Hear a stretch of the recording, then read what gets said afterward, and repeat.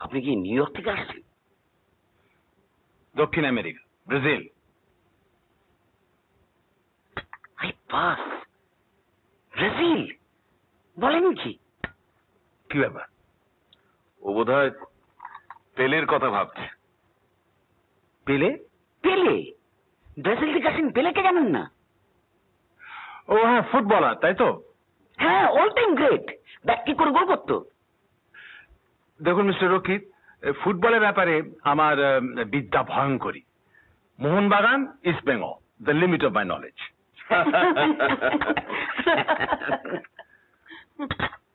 আপনি জেনে রাখুন, ফুটবল হচ্ছে বাঙালির লাইফ ব্লাড। ফুটবল আর একটা জিনিস যেটা আপনি নিশ্চয়ই বিদেশে মিস করছেন। কি জিনিস? ওটা বাঙালির মনোবলি বলতে পারেন, বলতে পারেন বাঙালির ইনভেনশন। রসগোল্লা?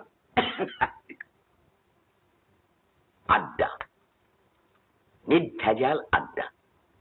রকে বসে আড্ডা, পার্কে বসে আড্ডা, লেকের ধারে আড্ডা, কফি হাউসে আড্ডা। মানে যেটা না হলে বাঙালির ভাত হজম হয় না। আড্ডা made in Bengal. Allow me to contradict you, Mr. Rokit. আজ থেকে 2500 বছর আগে গ্রিস দেশে আখড়া ছিল, জানেন? জিমনেজিয়াম। ওই ওখানে বুঝি শরীর চর্চার একটা... শুধু শরীর নয়, আপনি জুভেনাইলের উক্তি জানেন? আমরা এখানে স্কুলে থাকতেই পড়েছিলাম, মেন্স সানা ইন কর্পোরে সানো, sound mind in a sound body. Right. ওখানে শরীর এবং মন দুটোরই চর্চা হতো, এবং একটা সময় ছিল যে ওখানে সবটাই হতো জিমনেজিয়ামের মধ্যে।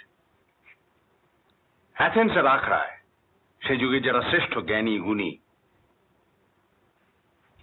সক্রেটিস, প্লেটো, অ্যালসিবাডিস, তারা জমায়েত হতেন এবং আলোচনা চক্র বসত, এবং দর্শন, পলিটিক্স, ম্যাথমেটিক্স, আর্ট, সাহিত্য সব ছিল আলোচনার বিষয়, বা ডায়ালগ, যে আপনি আজও পড়তে পারেন।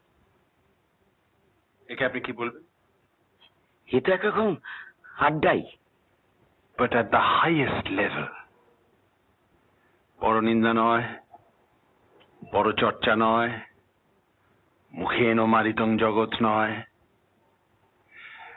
অবশ্য বাঙালির আড্ডাকে আমি বাতিল করছি না।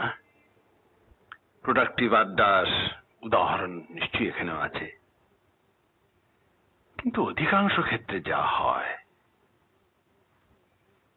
মানে আমাদের সময় যা হতো, এখন তো সবই নিম্নগামী।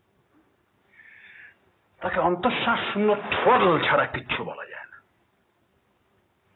বাঙালির আড্ডা যদি তেমন তেমন হতো, তো রবীন্দ্রনাথও আড্ডা দিতেন।